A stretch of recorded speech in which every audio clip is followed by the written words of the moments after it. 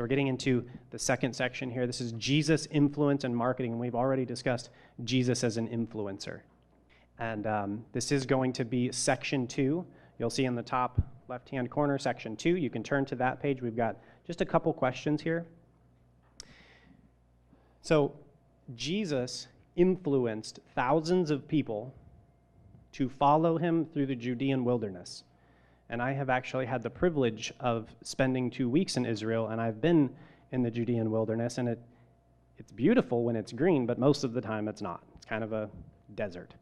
And not only this, but they were hungry. If only we could have this problem. If I could open my mouth and thousands of people, instead of going to McDonald's, they would follow me, that would be an amazing issue for us to have here in the church, because how important is the message you have for them? Okay, and so Jesus is very good at influencing people to take action. And we want to remember, marketing is done by influencing people to take a specific desired action, which is why we've talked about that so much. Now on your page, the first question we have, and we'll just maybe timers, you can set your timers for maybe 2 minutes. What is the products or services you think Jesus offered his audience? And I know, again, that's a really unusual way to think about it, because we're saying Jesus is like a businessman, which obviously isn't true to some degree, but he did offer them something that met their needs. And so on your page, what products and services is Jesus offering to meet needs? So you can go ahead and set your timers and you can start those.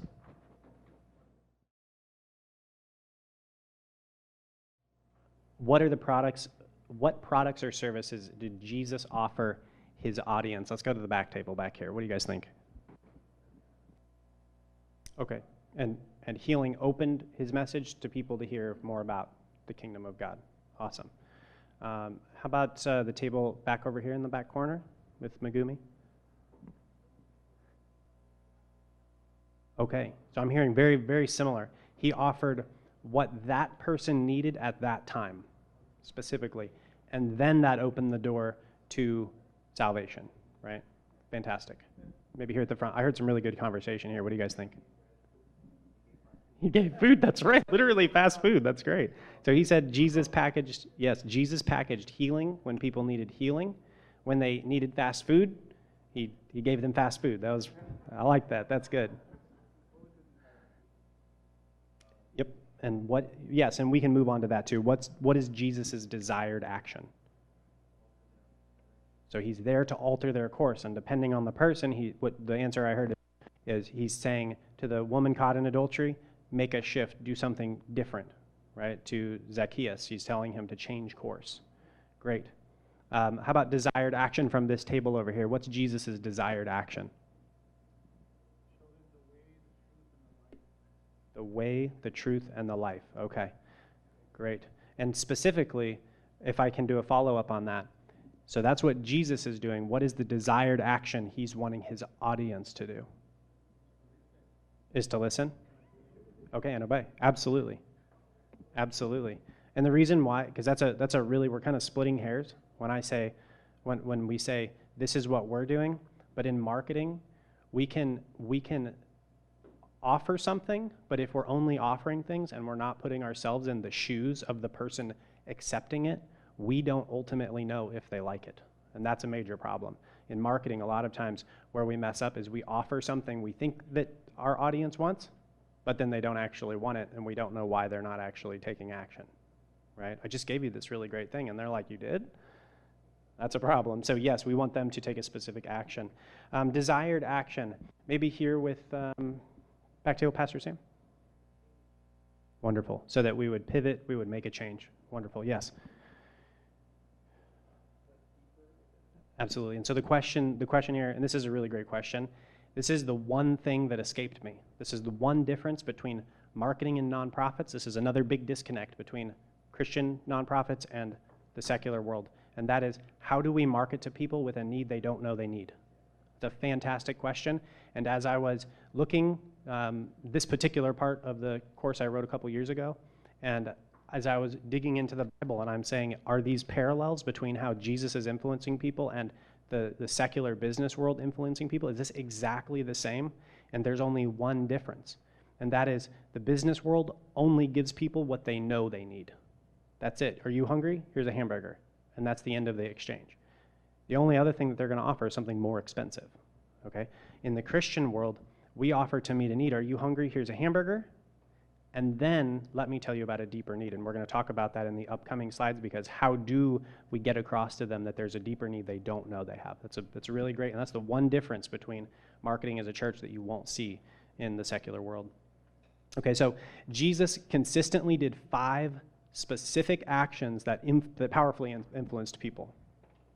So number 1, Jesus knew who he was talking to. Okay, and this is here, I think this is the next slide here. There we go. This is your target audience, and we've started talking about this just a little bit, but he always knew who he was talking to.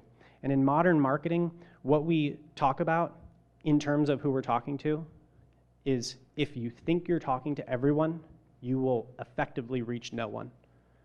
Even in this room, you are all very different. We have people here from different parts of the world. What? Very different. And we have different interests. We have different hobbies. Some of us have kids. Some of us don't have kids. Some of us are married. Some of us are not married. So if I could try to sell all of you one particular thing, and I tried to make it broad enough of a sales pitch that every single one of you would do it, probably none of you would resonate with what I'm saying, because it's not specific enough, right? You each have different needs, and that probably means you need different products, you need different services, tailored, very much like we saw Jesus doing. And so he knows exactly who he's talking to. Now, I specifically have here a verse about Paul, but we do see Jesus knowing who he's talking to, being at the woman at the well, fishermen, as he's calling the disciples. But here we see Paul saying in 1 Corinthians 9, I have become all things to all people, so that by all possible means I may save some. Okay? So what that means is if he's becoming all things to all people, if he's appealing to the deeply felt needs of the individual he's talking to, then he has to know who that person is. He has to intimately understand that audience. And I think a really great example of this is the altar to the unknown God. He goes to a foreign place, and he knows their religious beliefs, he knows their philosophies, and he says, oh, you feel like something's missing. You've got a God to the God you're looking for. I know that God. Let me tell you about him. Let me meet that need. And so Paul is appealing to specific target audiences. No one else had the altar to the unknown God, just that group of people, which is escaping me right now. But he appeals specifically to that audience. And I'm going to go back here for just a moment. I want to build on this a little bit. Jesus knew his audience, and Paul knew his audience. Paul specifically was speaking to Gentiles. That was his audience. He wasn't speaking to everyone. That's still a broad group, but he's not speaking to Jews primarily. Okay, and that's the same with largely with the early church fathers, with Jesus sending people out from the sermon. Now go and make more disciples. He's telling them, your audience isn't here. This is covered. You go out there. And so target audiences need to be very specific. We're going to get more into that here in a few minutes. So the second thing is Jesus went out. Okay, so we know Jesus did not have a home base. We know the Son of Man does not have a place to lay his head. He always went to where his audience was. And so who can tell me who Jesus' target audience was? Because I think there's a specific answer.